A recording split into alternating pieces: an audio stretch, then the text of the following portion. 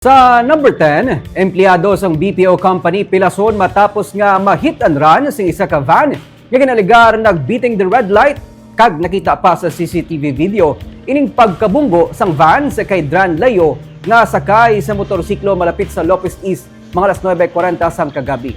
Nagligid sa dalan ang biktima kag gileon man nga nakatindog. Ang van ang nakabunggo kag nagpalagyo ang driver kag nakuhaan pa sang picture sa mga motorista nga yara man sa area. Ginaligar nga nagbeating the red light ang driver ining rason nga nakabunggo. Nag-angkon sa mga bagras sa lawas ang biktima samtang nagapalanakit ang iya sining abutkon.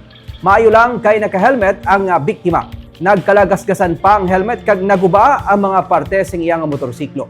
Ginausisa na sang PNP ang insidente kag ginakilalang tag-iya sang van para ma-identify ang nagadala sini isang kagabi. Nagapasalamat ang biktima nga natagaan sa ikaduha nga kabuhi sa adlaw sang Paskwa.